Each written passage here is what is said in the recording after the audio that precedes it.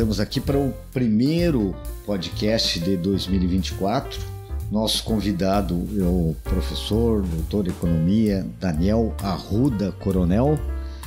E nossos patrocinadores são o Bela História, Antiquário, Brechó e Restauração de Móveis, e Classic Filmes, loja e acessório automotivos. E a gente está aguardando mais patrocinadores aí, né? Com o doutor Economia aqui, nós estamos, né, mais patrocinadores, né? Melhor para o projeto, né? E para o nosso espaço aqui do podcast. O professor Daniel Coronel aí, né, ganhou ano passado o prêmio de economista do ano, né, do Conselho Regional de Economia, né, ocupou cargos aí de pró-reitor na Universidade Federal de Santa Maria, enfim, e a gente, né, vai conversar com ele bastante sobre economia. Né? A gente lembra que no final do ano passado, agora, no nosso último podcast aí, a gente ouviu. Marne, eu acho que, né? A gente ouviu o Marne Franco Rosa, que é um vidente aí, enfim, né? E ele disse que 2024 vai ser um ano muito bom para a economia, né? Mas saindo do mundo místico, esotérico, né? Vamos para o mundo real, respeitando as crenças, né? Professor, eu quero saber se vai dar para comer picanha esse ano. Bom, primeiramente quero agradecer a oportunidade, já ando acompanhando esse projeto de vocês, parabéns pela iniciativa, um projeto muito legal. Eu acho que ainda em 2024 não vai dar para a grande maioria da população comer picanha, mas nós já temos algumas melhorias na economia. 2023, ao que pese toda a desconfiança, novo governo, um clima muito forte de tensionamento político, surpreendeu positivamente. O desemprego reduziu, o Brasil, a economia brasileira ficou dentro da meta de inflação, coisa que não acontecia há bastante tempo. Os juros caindo um pouco. Claro que temos alguns desafios, por exemplo, a questão da taxa de juros precisa cair ainda mais, a questão de um projeto de reindustrialização nacional precisa ser avançado. O setor industrial é um setor estratégico para o crescimento econômico e vem perdendo participação, e vem tendo uma baixa participação no produto interno bruto, precisa ser analisado com cuidado, com seriedade. E um outro desafio é a questão do endividamento das famílias, ou seja, grande parte das famílias brasileiras estão endividadas. Ao que pese o governo com programas como Desenrola, precisa ser feito mais ações para as pessoas conseguirem respirar um pouco mais aliviadas. Tá, e Daniel, né? O Daniel também foi meu professor e é meu professor também no mestrado em gestão pública, né? Mas, professor, eu queria lhe perguntar, né? Hoje a gente passa aqui em Santa Maria, né? E a maioria das pessoas deve notar que existe diversas lojas fechadas, tradicionais, inclusive lojas menores. E fechando, né? Fechando, muita loja fechando, é verdade. Várias placas de aluguel, né? Que além das famílias que estão endividadas hoje, né? O que isso afeta, né? Afeta na economia também, né? Diretamente na cidade, né? Eu queria... Aqui em Santa Maria, se a gente for fazer uma retrospectiva, quando eu era criança das grandes lojas, grandes grupos econômicos locais, a maioria não estão mais presentes. Fecharam nos últimos 10, 15 anos. Por que isso? Em função da concorrência, em função da internet, ou seja, é muito difícil competir com esse mercado, com a internet, ou seja, as empresas locais têm uma dificuldade muito grande. Eu acho que precisa ser feito uma política de atração de investimentos. A sociedade também tentar valorizar o mercado interno, as empresas daqui da região que geram valor agregado, que contribuem para o PIB de Santa Maria e de seu entorno. Infelizmente, nós temos várias empresas fechando, o que dificulta uma estratégia de crescimento econômico para Santa Maria e seu entorno. Então, daqui a alguns meses nós vamos ter eleições municipais. Uma tarefa para o novo prefeito. Para o novo prefeito, ou seja, uma política de atração de investimentos. Uma máquina menos burocratizada, uma máquina mais moderna e uma política de atração de investimentos. Nesse sentido, qual foi a última vez que Santa Maria teve uma política municipal, né, nesse sentido, de atração de investimento, de industrialização, né, enfim? Eu acho que Santa Maria teve uma política vou citar dois momentos.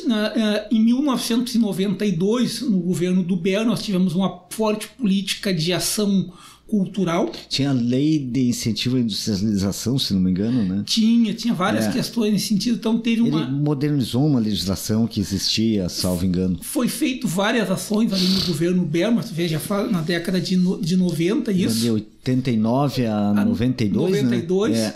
No governo do Valdeci, na onda do crescimento que o país teve, do governo Lula, houve algumas coisas para fomentar as empresas locais, mas ainda precisa ser feitas novas ações.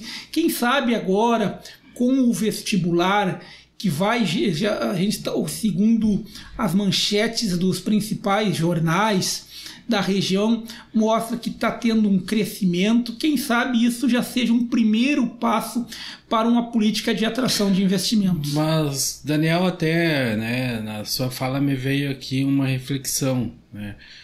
Santa Maria é uma cidade de comércio, né? E serviços, né? Tem servidor público, tem o exército, né? Tem a universidade. Não é uma cidade que tem como polo industrial se compararmos com outras cidades do estado aqui, né? Mas com essa questão da internet hoje, né, que é muito mais, as pessoas estão ganhando uma confiança maior nisso, né, de comprar, ainda que tem muitos golpes, de comprar na internet. Santa Maria, será que está se preparando o seu comércio para esse impacto que hoje existe, que é a própria internet, né? Em função aí, será que não é um reflexo desse comércio também está fechando em função disso? Eu acho que sim. Eu acho que a cidade talvez não estava preparada para essa concorrência com a internet, no sentido de não conseguiu diversificar seu mercado, montar uma estratégia de pertencimento. É muito difícil uma empresa local ter uma competitividade com a internet. Vamos pegar um setor de livros. Hoje, os grandes players, por exemplo, a Amazon, é muito difícil uma livraria local competir com a Amazon, em termos de preço, em termos de logística. Agora são 11 horas. Você fazendo uma compra na Amazon agora, se você quiser, dependendo do produto, segunda-feira você já está com esse produto. E com um preço talvez mais acessível que o mercado local, com uma entrega certa. Enfim, as empresas locais vão ter que se reinventar. Sem precisar sair de casa. Sem precisar sair de casa, comprando, como tu falou, com segurança. Vão ter uma questão de pertencimento, ou seja, no sentido, olha, eu pago um pouco mais, mas eu estou valorizando o meu mercado interno, valorizando a economia da minha cidade e assim por diante. É uma política pública para um próximo governante, já que a gente já entrar na eleição, para incentivar a cidade nesse sentido, porque uma loja, um comércio que fecha gera desemprego. Exatamente, uma loja que fecha é um aumento do desemprego, é mais uma família com dificuldades financeiras, é mais uma família endividada. dentre outros, mais pessoas deixando de consumir, dentre outras questões. Há muito tempo se discute a tal de vocação de Santa Maria.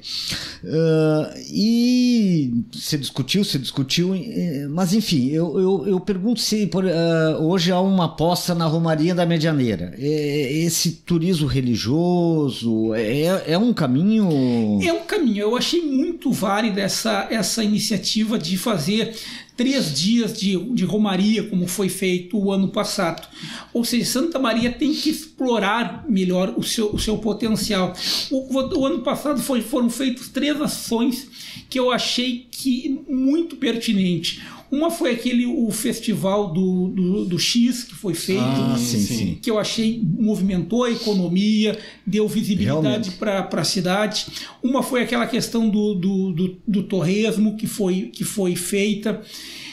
Eu acho que está se criando uma perspectiva com a questão do distrito criativo, com a Gari. Eu acho que ali tem um espaço que pode ser trabalhado. Santa Maria tem uma vocação. A vocação de Santa Maria, no meu entender, é o comércio. Mas nós temos também uma perspectiva com o polo de defesa, por causa dos quartéis, toda essa estrutura. Então, abre-se também uma perspectiva importante de geração de emprego e renda. Tinha também agora a prefeitura quer retomar que eu acho que é uma disputa já perdida, da questão da ESA, né?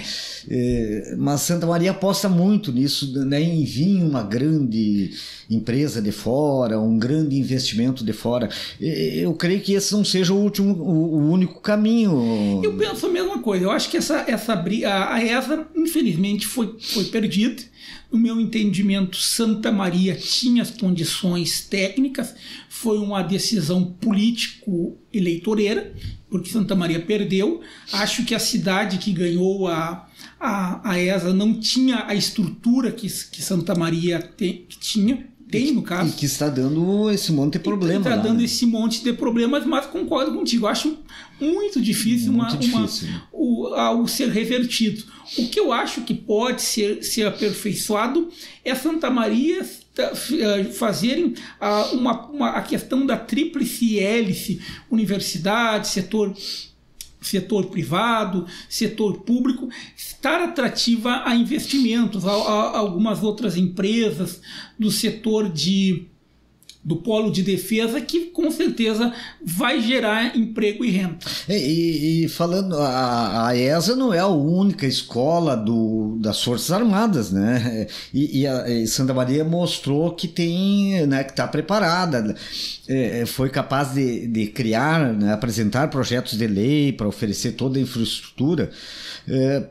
Há outros investimentos de Forças Armadas aí também, né?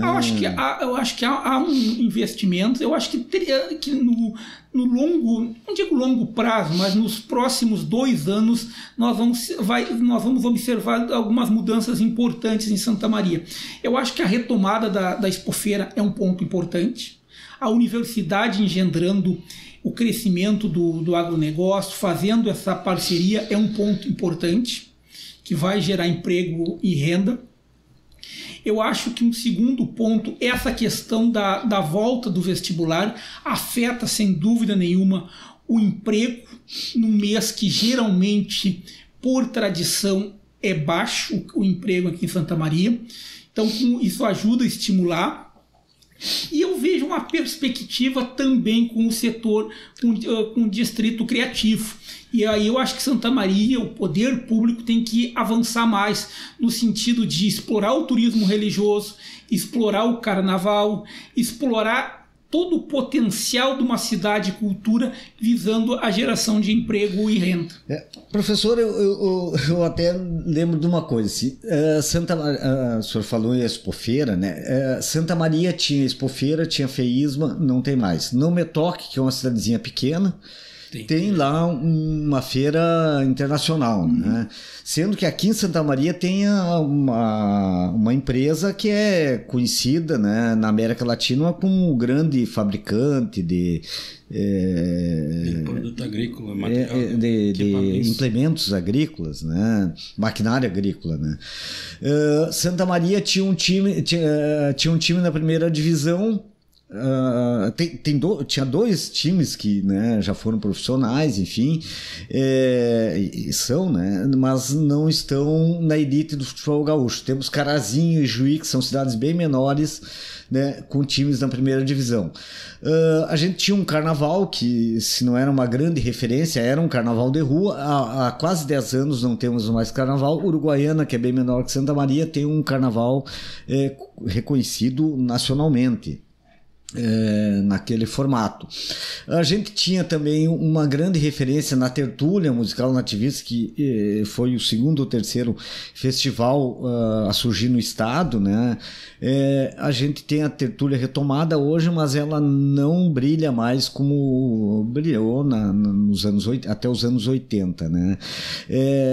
Então são, né, a gente estaria essas 4, 5 questões aí para isso merece uma reflexão, né? Por que no passado Santa Maria foi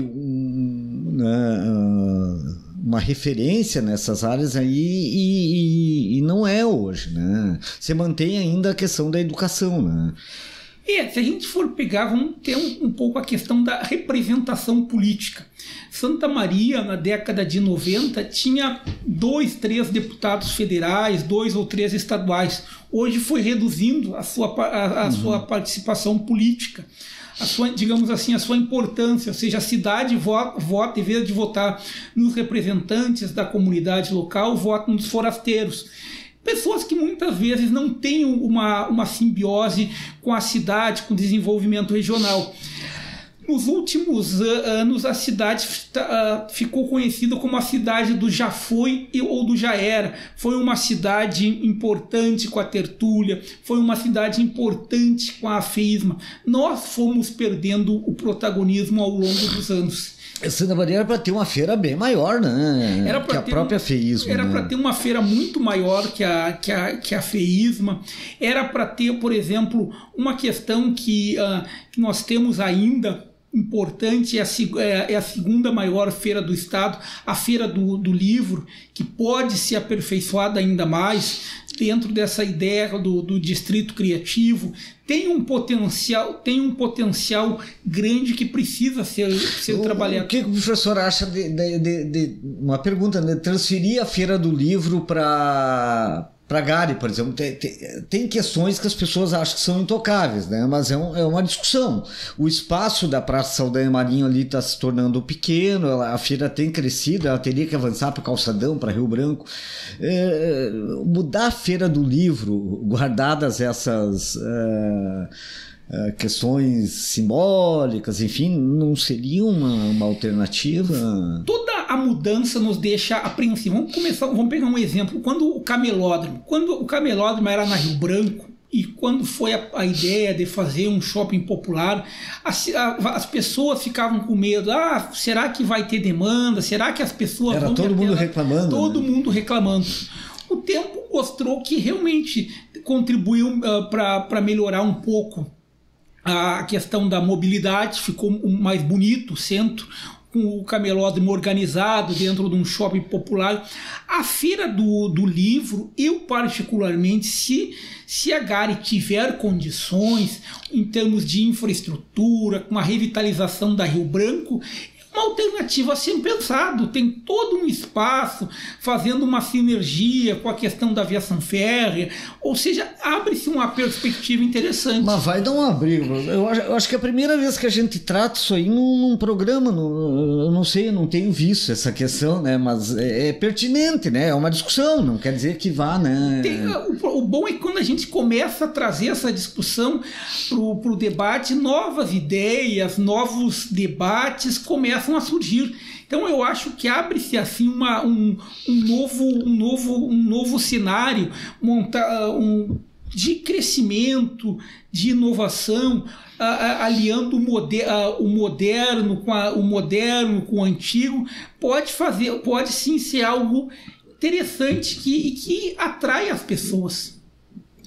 E, professor, eu estava aqui, né, pensando, né, Santa Maria também não é uma ilha, né, e nós vivemos, né, a economia aqui sente os reflexos tanto mundialmente, né, quanto na política nossa interna do nosso país, né. A gente tem visto agora a questão da crise, né, que a Argentina enfrenta, e alguns dizem, né, que a Argentina vai virar Venezuela, ou que o Brasil vai virar Venezuela, né? E eu lhe pergunto agora, aqui no Brasil, né, comparando os últimos governos, né, ou o próprio último governo que esteve, que era do Jair Bolsonaro, que alguns veem como controverso, assim como vem o presidente Lula também controverso, a política econômica atual, que, né, a própria reforma tributária agora que foi votada no Congresso Nacional, o que isso realmente vai refletir na vida do cidadão brasileiro a curto prazo e também, né, ao longo do tempo? Isso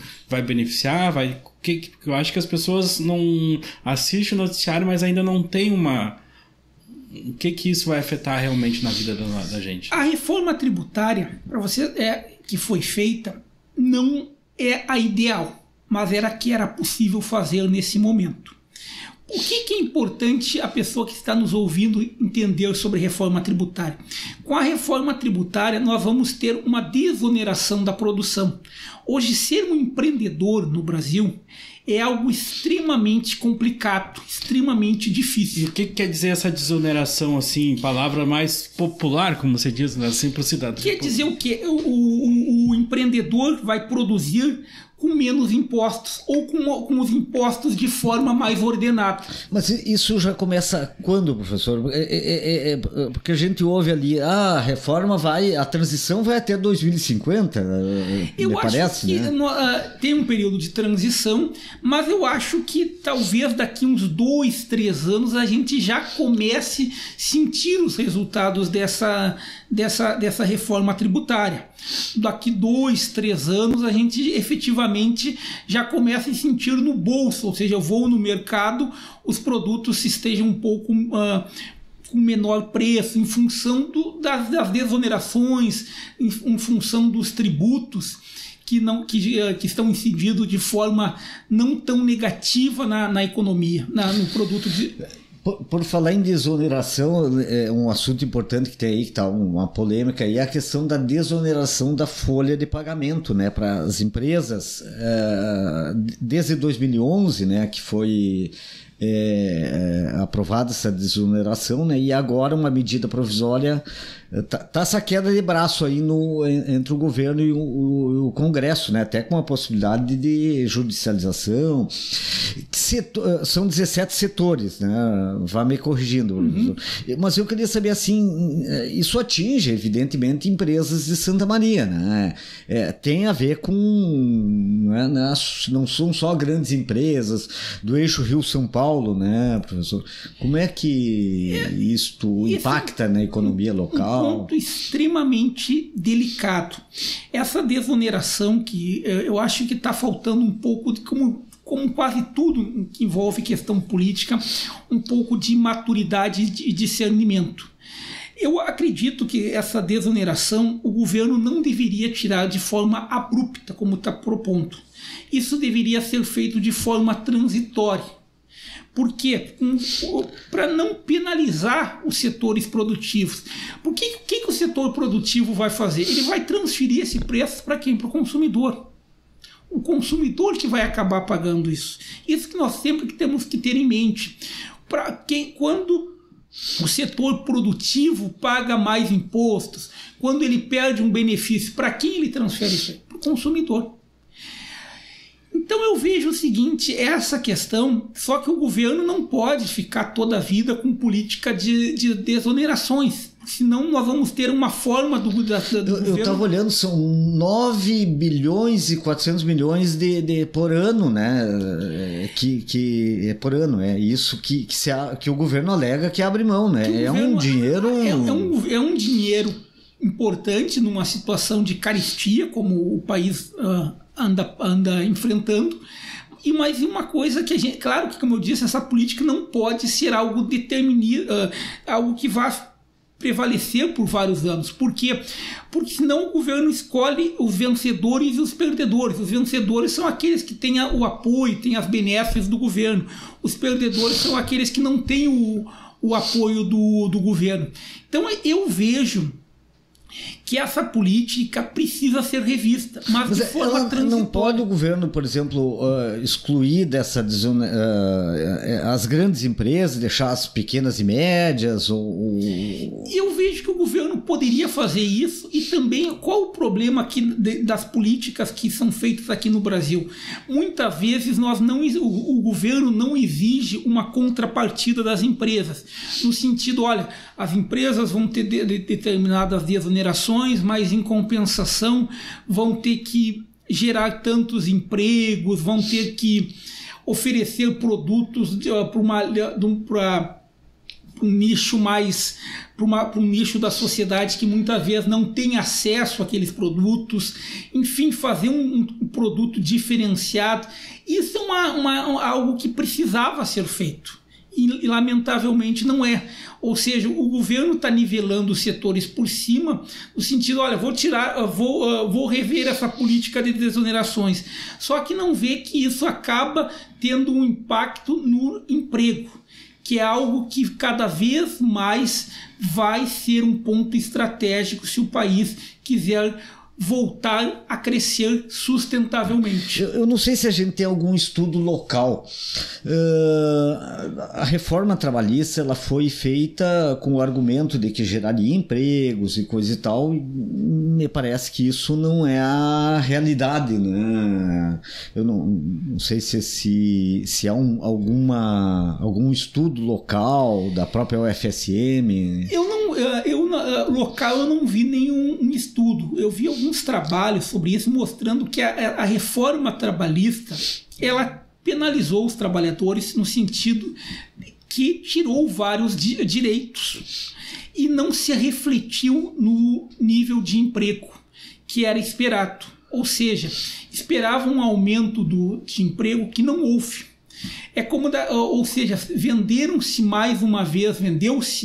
uma ilusão para a população que, olha, com regras menos rígidas, com regras mais fáceis, vai aumentar o nível de emprego. E, lamentavelmente, não aumentou. Seja por fatores de conjuntura, fatores políticos, o trabalhador perdeu um pouco os seus direitos e isso não se refletiu em termos de emprego e geração de renda. Hoje existe uma precarização do trabalho, na verdade, né?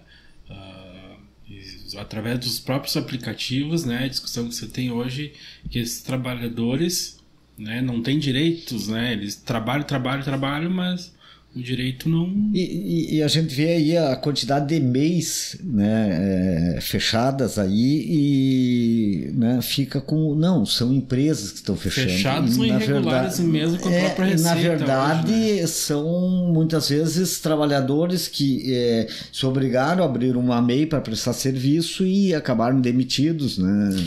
A precarização do trabalho é um problema aqui na economia brasileira desde a década de 90, desde o governo do presidente Fernando Henrique Cardoso.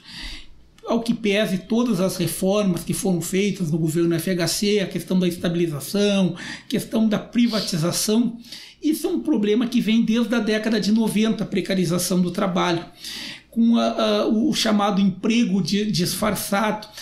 E o governo não conseguiu, no momento que tinha condições, no boom das commodities, na década de 2000, avançar nessa questão.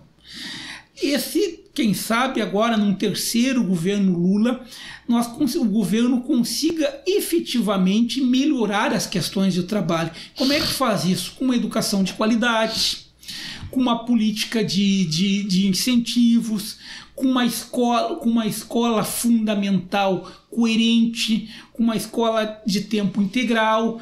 Não é com uma expansão desordenada de institutos, de universidades que isso vai se resolver. Essa questão do IFAR, então, Instituto Federal Farroupilha, está se discutindo, inclusive, um campus em Santa Maria, né?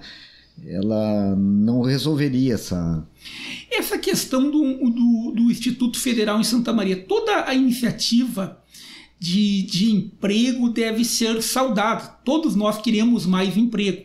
Mas a gente tem que ter um cuidado. Será que em Santa Maria há necessidade de um Instituto Federal? Será que outras cidades não demandariam isso? Um Instituto Federal, um investimento em educação? Será que fortalecer as próprias instituições que nós temos aqui na cidade não seria uma política mais estratégica? Ou seja, isso a gente tem que tomar um cuidado. Ninguém é contra a vinda de um Instituto Federal, ninguém é contra o emprego, mas a gente precisa ter em mente o quê? Que efetivamente nós temos instituições aqui que precisam de investimentos. Não é construir uma nova instituição, embora que não vai ser construída, vai ser feito nos prédios da UBRA. Será que fortalecendo as instituições que nós temos, a UFSM, com seus cursos técnicos, com seus cursos de graduação, com seus cursos profissionalizantes, não seria uma estratégia mais acertada, mais assertiva para o momento? Deixa eu perguntar. Até um link, Zé Mauro, que eu acho que entra inclusive o ex-reitor Paulo Burman, que já esteve aqui no nosso podcast, que coloca os cortes que a universidade sofreu ao longo dos anos e que ainda, eu acho, inclusive vem sofrendo, que esse tempo teve manifestação em função desses cortes. Quando você fala, né, Daniel, seria nesse sentido? Né, essa falta hoje seria já um sucateamento da universidade? Chegaria a esse ponto? Nós estamos vendo cada vez mais a universidade numa situação difícil, extremamente complicada. Nos últimos anos, se vocês forem observar, o orçamento da universidade reduziu-se drasticamente. Em porcentagem hoje, o que seria isso? Não saberia responder, mas o orçamento da universidade se você observar nos últimos 10 anos, você observa que a universidade nos últimos 10 anos, com certeza, diminuiu o seu orçamento, certeza absoluta, mais de 30%. E as vacas magras. Exato, nos últimos 10 anos. Ele manteve valor ou até aumentou, mas a capacidade de investimento, de gasto caiu, né? A capacidade de investimento foi diminuindo. Se você observar hoje na universidade, são muito poucos os prédios, obras novas que estão sendo feitas, porque em função que não tem recursos. E aí existe até uma crítica, né, de pessoas da sociedade, porque a universidade recebe muito recurso, né? Mas afeta a economia, porque se 30% desse valor hoje não vem para a cidade, a economia local também afeta com esse orçamento da universidade.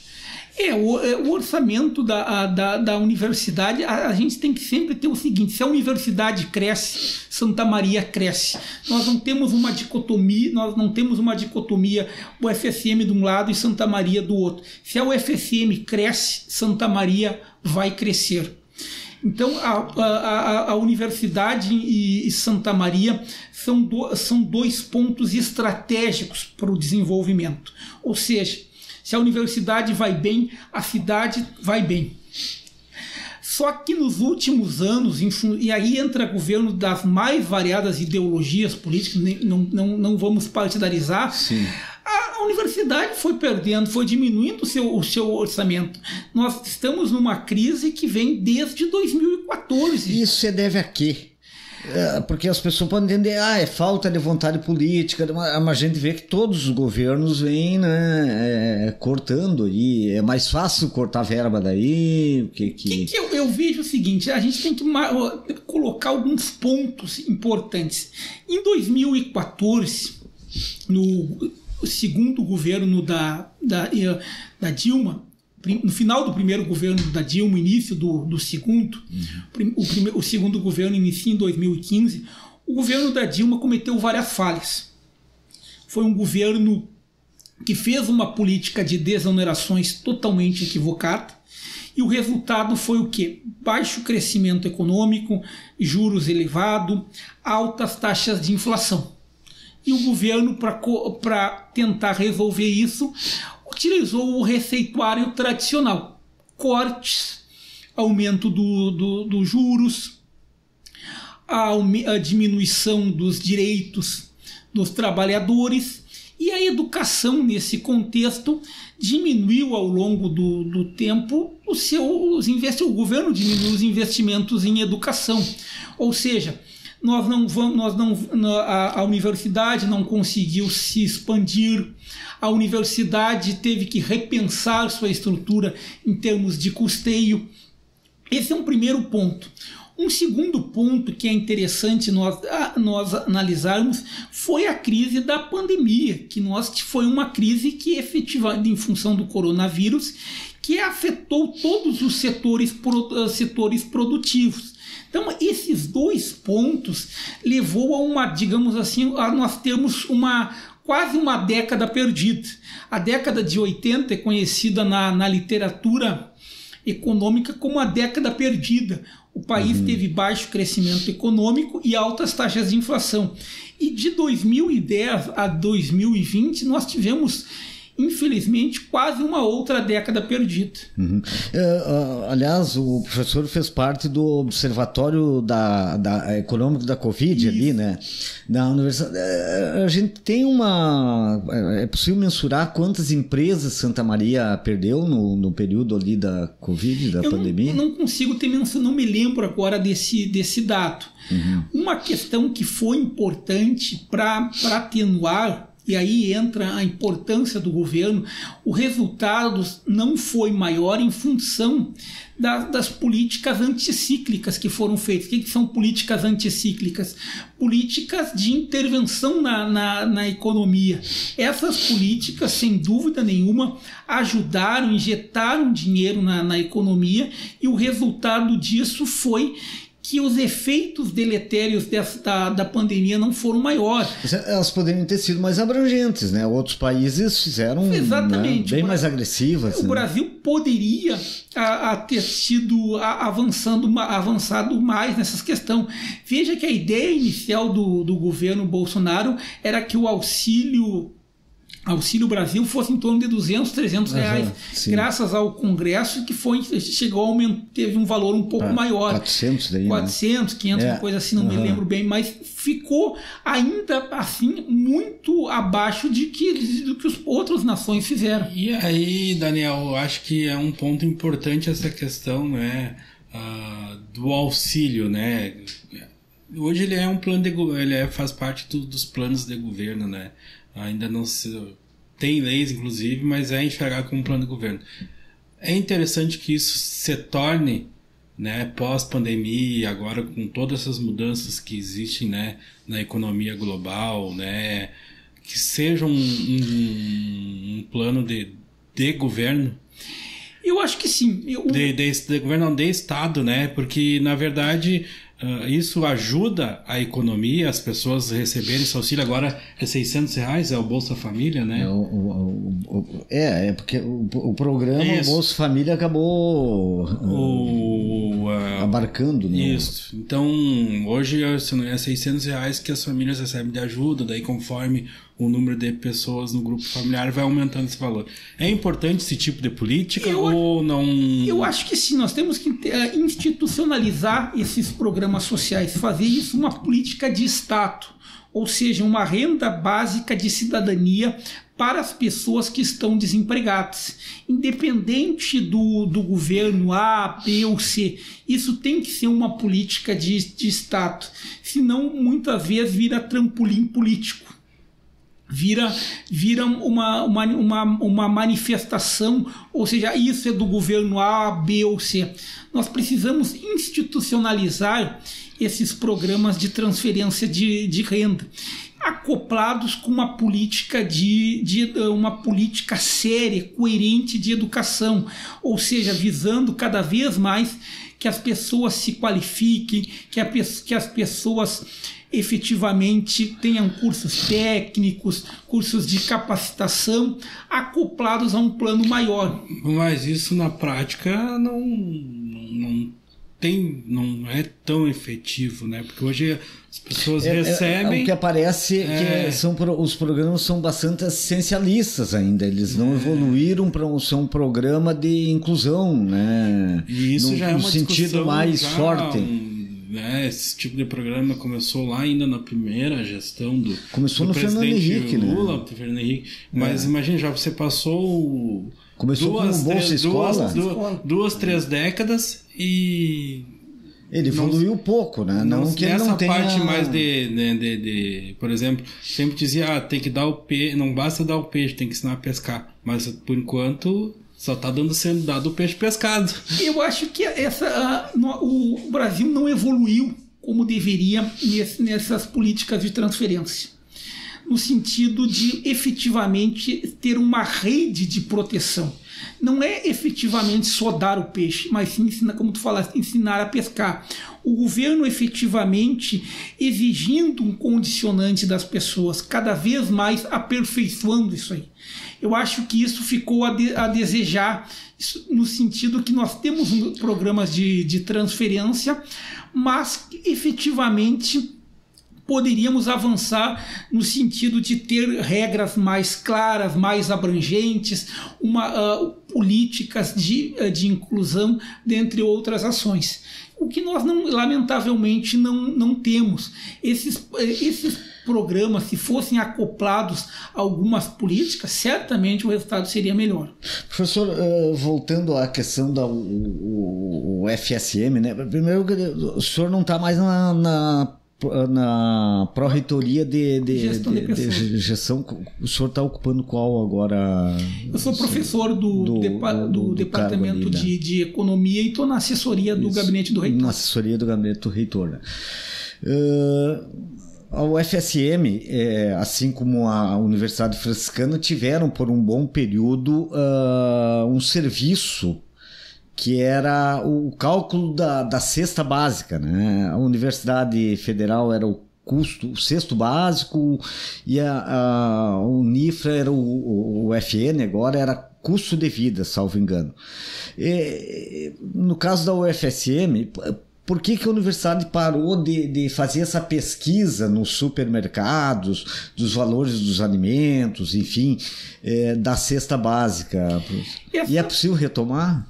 Eu acho que é possível retomar, mas uma dificuldade que a gente encontra, falando na minha experiência como docente, quando eu fazia graduação de 2000 a 2005, os estudantes cada vez mais queriam bolsas de iniciação científica. Havia, digamos assim, uma competição sadia por isso. Hoje, os estudantes, de um modo geral, não buscam tanto essas bolsas de iniciação científica. Por quê? Por causa que, às vezes, fazendo um estágio extracurricular, o rendimento, o valor é maior. Então, muitas vezes, as bolsas de iniciação científica, que seriam a remuneração de um estudante para participar de um projeto, como esse que tu falou, que quando eu era estudante era muito interessante, de ter de auferir os preços da cesta básica. Hoje, cada vez mais o estudante está tendo outras oportunidades e acaba, digamos assim, não correndo tanto atrás de bolsas de iniciação científica. Não sei se é uma pergunta, mas a professora agora, né, e Daniel, eu pergunto, né, o senhor você não é evidente, né, mas eu pergunto, né, qual é a perspectiva, né, em função dessas políticas públicas do governo, né, algumas coisas eram feitas antes, hoje já não são feitas mais, mas a partir de agora, né, através da política que vem sido adotada, já teve um ano de governo, né, como que visualiza, né, na parte econômica, com o conhecimento que você tem, o que esperar da economia brasileira para os próximos períodos? Né? Eu estava olhando o orçamento desse ano, né? Tem vários desafios, né? Só a Previdência Social, que tem o maior orçamento ali, é 900 bilhões ali.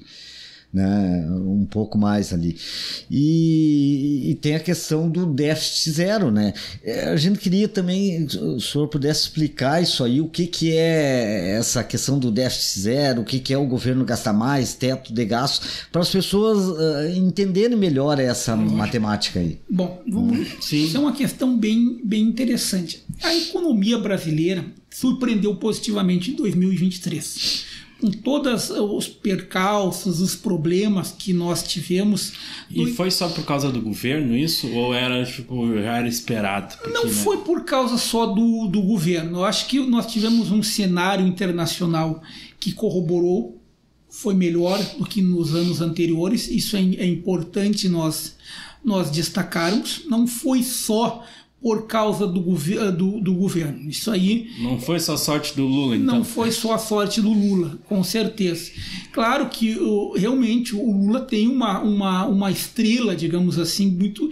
Quando ele foi a primeira vez que ele foi presidente, ele pegou o boom das commodities. Foi um ponto... O Fernando Henrique, o governo FHC, não pegou esse boom das commodities que o Lula pegou. O Lula realmente, no ano passado, ele teve um cenário... importantes ações, contou com um pouco de sorte. Acho que algumas reformas que foram feitas deram resultados.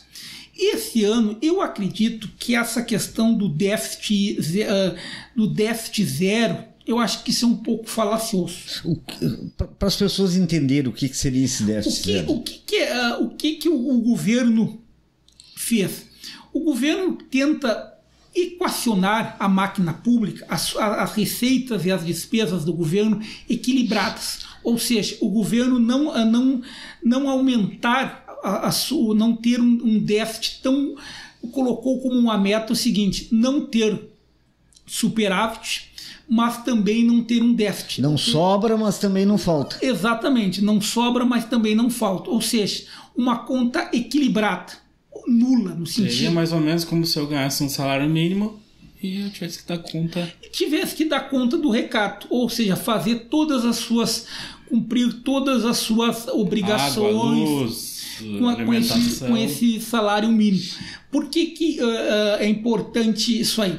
A ideia é interessante que quando um governo começa a ter gastar demais, o exemplo que sempre tem que vir à mente é o estado do Rio Grande do Sul. O estado do Rio Grande do Sul também, de novo, passou vários governos, tanto de esquerda como de direita, ao longo dos anos foi sempre gastando, e o resultado foi o quê? Que o Estado perdeu sua capacidade de investimento. O Estado chegou a um momento que não conseguia honrar com seus compromissos básicos. O que é honrar com seus compromissos básicos? Não conseguia pagar a folha de pagamento. O que é uma política de déficit zero?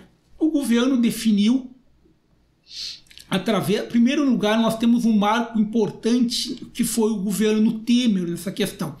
No governo Temer, nós tivemos a lei do teto dos gastos, que foi uma lei o objetivo da lei foi sinalizar para o mercado financeiro o seguinte: olha, a partir de agora nós temos um novo governo e esse governo não vai tolerar a inflação.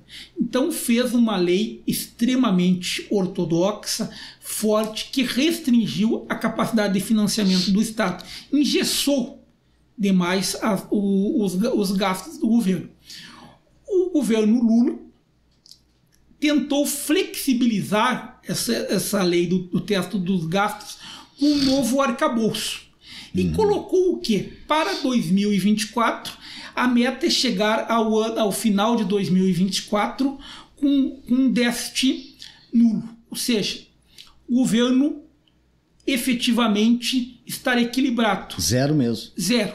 Ele não gastou mais. E vai conseguir. E eu acho que não. Acho que isso é um pouco falacioso. Mas daí eles não mexem nessa meta e não... O governo vai ser obrigado, no meu ponto de vista, no meio do ano, em função das várias demandas, vai ter que mexer nisso aí. E eu acho que, efetivamente, o governo está deixando a desejar, não está atendendo várias demandas de setores que estão com seus salários defasados, não está atendendo, por exemplo, o ano passado, no apagar das luzes, o governo tirou recursos da educação, recursos das universidades, ou seja, o que adianta nós termos uma política de déficit zero, sendo que efetivamente a população, não estou de forma alguma pregoando a gastança, estou dizendo que o governo tem que efetivamente olhar essas variáveis com mais cuidado. É como se eu deixasse de pagar a luz na minha casa, mas continuasse comprando salgadinho no mercado. Mais ou menos isso. O governo chegar a deixar de pagar o básico e efetivamente gastar em outras questões. Por exemplo, o governo paga os juros da dívida, que efetivamente tem que ser pago. Pagaram agora um horror de dívida. Se não pagar isso, fica como caloteiro no cenário internacional. No cenário internacional. Ninguém defende isso. Mas o governo tem que entender também que a situação da população ao longo dos anos, em função de inflação, de algumas políticas econômicas equivocadas, a sociedade está com muita dificuldade, está com endividamento. Então, colocar uma política de déficit zero sem efetivamente pensar nas consequências disso é algo extremamente arriscado, no meu ponto de vista. E, Daniel, agora, né, a gente tem um podcast, a gente com certeza teria diversos assuntos para trabalhar, né, e debater aqui, conversar nesse bate-papo, mas a economia realmente é um assunto complexo, né, que eu acho que o brasileiro, o cidadão brasileiro, ele não tem esse costume de abordar esse tipo de assunto, até porque eu acho que não faz parte da nossa formação, né, desde das séries iniciais, né, de economia.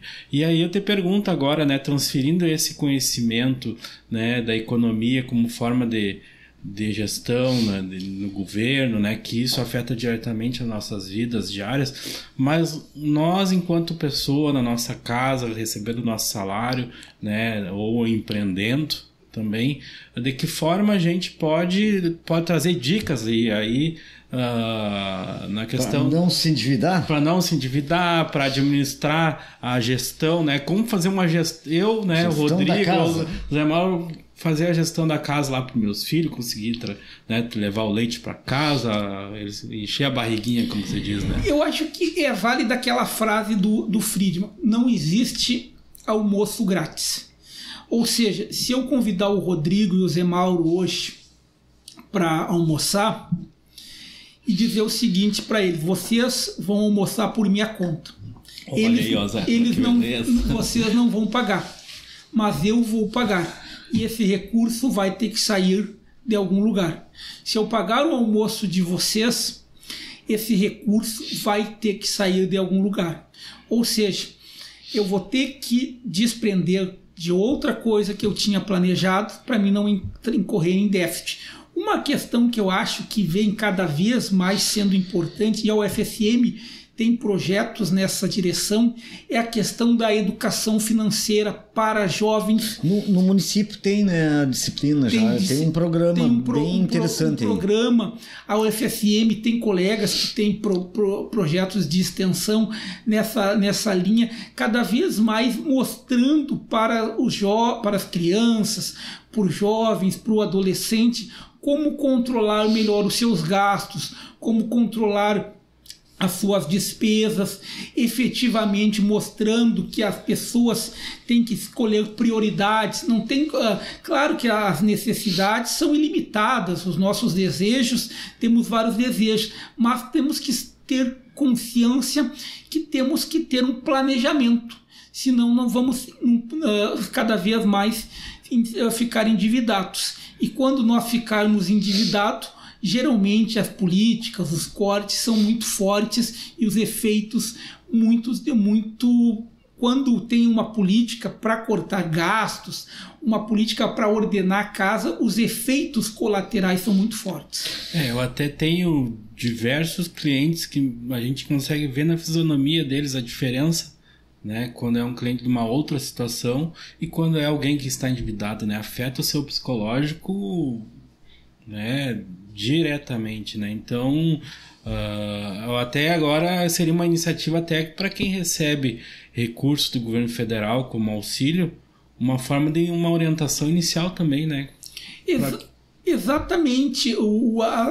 As pessoas, por exemplo, observar agora no início do ano, geralmente no início do ano nós temos as despesas com IPVA, IPTU, as escolas. Como ordenar essas despesas? Será que é colocar numa planilha e ver qual a melhor estratégia? Será que compensa o desconto do IPVA? Será que compensa o desconto do IPTU? Será que fazer parcelado e colocar na poupança não é mais estratégico? Ou seja, tem que ser analisado caso a caso. Perfeito. E segurar o cartão, né? E segurar o cartão. Tá certo. A gente está encerrando, né, o podcast aí, agradecendo aí aos nossos patrocinadores, né? Bela História Antiquário, Brechó e Restauração de Móveis e Classic Filmes, né, loja e acessório automotivos. E agradecemos o professor Daniel Coronel. Certamente a gente teria muito assunto para falar da economia, da Academia Santamarense de Letras, sim, enfim, literatura, o professor gosta disso, né? Mas não vai faltar convite, né? No decorrer do ano, né? A gente pretende trazer alguns entrevistados aí novamente, enfim. Não. A honra de ser, né, nosso primeiro entrevistado, né? Nosso bate-papo aqui do Estação de 2024. 29, de 2024. Então, Daniel Coronel, a gente quer agradecer a tua participação aqui, trazendo essas informações valiosas da economia, mas também trazendo dicas, né, para quem pretende entrar o ano novo, já como diz né, a parte astrológica, um ano novo próspero. Então a gente resolveu convidar alguém para dar essas dicas, para dar um empurrãozinho, como você diz, né? Correto. Agradeço a oportunidade, parabenizar vocês pelo podcast, desejar cada vez mais sucesso e estou sempre à disposição. Desejo a todos um 2024 com paz, saúde e muita alegria. Isso aí. Então, e para quem está nos assistindo, né, peço então que curta, compartilhe e se inscreva no canal do Paralelo 29. Até o próximo episódio.